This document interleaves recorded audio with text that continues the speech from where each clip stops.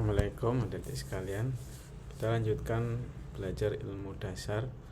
Sebelumnya kita belajar ilmu bilangan kompleks. Untuk pendahuluan sebelum masuk ke materi sinyal dan sistem, sekarang kita masuk ke materi namanya fungsi.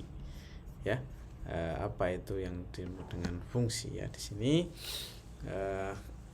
fungsi itu sesuatu yang penting, dan di sini sinyal nanti dibentuk sebagai suatu fungsi. Jika sinyal itu misalkan gambar, ya, misalkan sinyal itu sebuah gambar, maka nanti fungsinya adalah fungsi spasial, ya. Kalau sinyalnya itu video, maka nanti sinyalnya itu spasial, koordinat x, y, dan juga adalah bentuk waktu, time frame. Nah, tapi di sini di kuliah ini nanti kita sinyalnya sinyal fungsi waktu saja, ya. Bukan sinyal video, tapi nanti yang kita pelajari adalah sinyal fungsi waktu. Ya, seperti ini, ya. Ini inputnya adalah waktu, ya, t. Nah, di sini fungsinya itu adalah xt. Nah, ini disebut dengan fungsi, ya.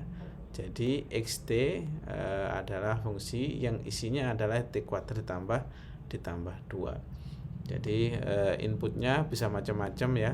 Ini nanti masuk ke suatu fungsi, dia menjadi parameter yang lain, ya. Misalkan di sini, ini sebagai contoh saja, ini kumpulannya sayur-sayur atau yang lainnya, di sini adalah buah, ya.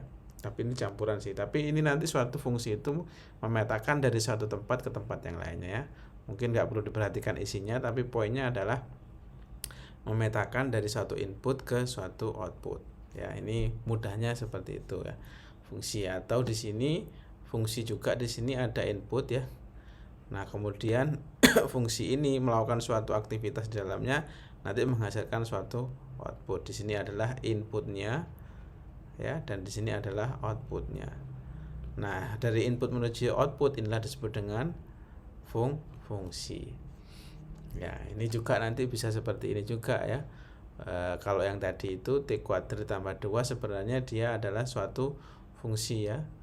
Fungsi dikalikan dengan dirinya sendiri. Inputnya adalah ini input, ya, input. Di sini ini adalah outputnya. Nah, di sini adalah fungsinya. Apa yang terjadi di sini? Ya, inputnya dikalikan dengan dirinya sendiri, jadinya t kuadrat ditambahkan dengan angka 2. Ya, itu semua adalah suatu fungsi. Nah, nanti bisa juga fungsi itu macam-macam bentuknya, ya. Ini ada disebut dengan piecewise continuous function, ya. Fungsi yang ini. Jadi misalkan untuk nilai t sekian sampai sekian nilainya 1. Untuk nilai t 1 sampai 2 nilainya 2, dan yang lainnya sama dengan 0. Kayak apa gambarnya? Gambarnya lihat gambar ini, ya. Jadi untuk nilai ini kita lihat di sini, ya. Kita kecilkan coba. Jadi nilainya 1 untuk antara 0 sampai dengan t, ya. Ini kan t-nya nih, fungsi t. Ini adalah xt-nya, ya. Fungsi daripada t-nya. Maka di sini antara 0 dan 1 nilainya kan 1. Antara 1 sampai 2 nilainya 2, selain itu nilainya 0, ini 0 semua. Nah, itu bisa digambarkan seperti itu, ya. Jadi penggambarannya seperti ini secara formula, dan ini dalam bentuk grafiknya. Nah, ini kalau digeser ke kanan, ya, fungsi di atas xt menjadi xt-1, ya. Digeser ke kanan berarti sama saja dengan dikurangi dengan min 1. Nah, ini suatu fungsi, ya, seperti ini. Oke, bisa juga, ya, fungsinya kalau tadi dikurangi min 1, kalau dibalik menjadi minus t, ya. Kalau tadi xt, kalau menjadi minus t seperti apa? Ya, maka menjadi kebalikannya, ya. Maka ini kebalikannya yang tadi, ya, disebut dengan fungsi yang terbalik. Jadi kalau fungsinya terbalik dikalikan dengan minus 1 fungsinya. Nah, oke, itu tadi terkait dengan fungsi, ya. Jadi ada input menghasilkan output, ya. Jadi ada input, ini fungsi waktu, ya, menghasilkan suatu menuju ke suatu tempat tertentu, ya. Di sini ada dengan menggunakan fungsi tertentu, maka didapatkanlah xt-nya, outputnya, ya. Ini dalam fungsi waktu. Jadi dari satu tempat ditransformasikan ke tempat lain, dan ini melalui suatu proses yang disebut dengan fungsi. Seperti apa? Macam-macam. Oke, sekarang kita diskusi tipe-tipe fungsi ya, tipe-tipe fungsi. Jadi tipe-tipe fungsi itu ada yang sifatnya fungsi waktu kontinu dan fungsi waktu diskrit ya. Fungsi waktu kontinu dan fungsi waktu diskrit. Oke. Jadi sekarang mungkin coba kita definisikan dulu fungsi diskrit itu seperti apa. Diskrit ya. Diskrit didefinisikan sebagai fungsi yang pada suatu domain yang bisa dihitung, yang bisa terhitung ya. Misalkan ini xn ya, xn sama dengan 1 untuk n-nya sama dengan 0, minus 1 n-nya sama dengan 1, xn-nya sama dengan 3, n untuk n sama dengan 3. Jadi ini inputnya n ya, outputnya adalah xn ya. Nah, setiap n-nya tertentu, nilainya ada nilai-nilai tertentu, dan dia sifatnya fix pada nilai tertentu, tidak bisa diantaranya. Kalau antara 0 dan 1 nggak bisa, jadi dia hanya 0, 1, 2, 3 dan seterusnya. Nah, jadi kalau dia antara 0 dan 1 atau 1 sampai 0 nggak bisa. Misalkan x 1,5 nggak bisa. Ya, dia tidak ada nilai di sana karena dia sifatnya diskrit, tetap fix. Nah, nanti lawannya kontinu. Kalau kontinu ada terus, yang namanya diskrit itu dia pada nilai-nilai tertentu. Nah, kalau diskrit kontinu nanti ada. Jadi mungkin kita akan lihat coba kayak apa ya. Belum ada di sini penggambarannya. Mungkin kita bisa berikan gambaran. Mungkin kalau kita tuliskan gambar ini ya fungsinya, maka kalau ini n, ini adalah xn. Perhatikan kalau diskrit itu kotak ya, kalau kontinu itu seperti ini. Nah, ini T. Kalau diskrit itu kotak seperti ini, maka kita melihat n0, 1, 2, 3, 4. Nah, ketika n-nya 0 nilainya 1 ini. Ketika n-nya 1 nilainya minus 1, berarti di sini minus 1. Ya, nilainya di sini, nilainya di sini. Dia punya nilai sendiri. Nanti di sini nilainya minus 1. Ketika n-nya 2 nilainya 3 di atas ya. Ketika n-nya 4 nilainya 2 di sini mungkin ya. Nah, yang lainnya nilainya 0 ya, nilainya 0. Nah, itu kalau fungsi n. Nah, kalau fungsi xt yang kontinu ya nanti tersambung gini ya.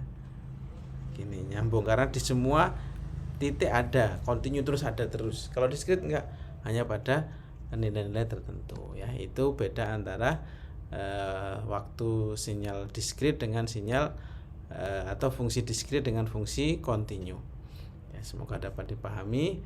Oke, kemudian kita masuk kepada fungsi genap dan fungsi ganjil ya. Ini masuk ada namanya fungsi genap dan ada fungsi ganjil. Event ini genap, out ini adalah ganjil ya. Ada fungsi genap, ada fungsi ganjil. Kapan dia dikatakan sebagai fungsi genap? To be event genap if ya, jika xt, nah ini namanya waktu kontinu ya. Kalau yang perhatikan kalau tadi xn gini, nah ini berarti diskrit ya. Nah, kalau xt begini berarti dia kontinu, ada terus nilainya nih, ada terus sepanjang t ada terus nilainya ya. Nah, itu berarti di sini kalau dia dikatakan sebagai sinyal fungsi genap jika xt sama dengan minus t ya. Nah, seperti ini. Ini adalah minus t-nya, kebalikannya, flipnya ya. Ini xt. Ternyata sama. Oh, maka disebut dengan fungsi genap. Adapun kalau fungsi ganjil, odd function, maka di sini diperhatikan x minus t-nya sama dengan minus xt-nya. Jadi kebalikan ya. Nah, ini xt-nya ini index minus t ya. Jadi nilainya nilai x minus t sama dengan minus xt. Ini kan kalau di minus kan jadi di sini semua ini. Ya. Nah, seperti itu. Ini disebut dengan fungsi genap, ganjil. Syaratnya ini dan ini adalah fungsi genap. Nah, ini semoga dipahami ya terkait dengan fungsi genap dan fungsi ganjil. Di sini ada catatan. One such property, there are some properties of even and odd function that at times come in handy. Jadi ada beberapa sifat fungsi genap dan fungsi ganjil ya, yang diantaranya seperti ini, yaitu mana ini one such property, satu sifat yang penting adalah that the integral of a continuous odd function over symmetric interval is zero. Jadi integral dari fungsi ganjil yang kontinu over a symmetric interval, pada interval yang simetrik nilainya adalah 0, sedangkan integral dari kontinu atau fungsi waktu diskrit itu sama dengan 2 kali daripada integral pada over positif or negatif half of integral, atau setengah positif atau setengah negatifnya ya. Mungkin nanti kita akan perhatikan. Ini definisinya ya. Jadi ini tadi untuk bagian genap. Bentar, let's call the even component of xt. Oke. Jadi ini mau di pembuktian, misalkan ada xt ya. Ini ada xt. Xt itu memiliki komponen genap dan memiliki komponen ganjil. Nah, komponen genapnya ini ya, xt ditambah x minus t dibagi 2. Komponen genap ganjilnya adalah xt min x fungsi minus t. Nah, ini nanti kalau kemudian dicek, maka we can check that xt is really even, xt is really odd by seeing if they satisfy the definition of. Nah, maka kita coba apakah fungsi xt dan fungsi even dan fungsi odd-nya itu betul-betul even atau odd.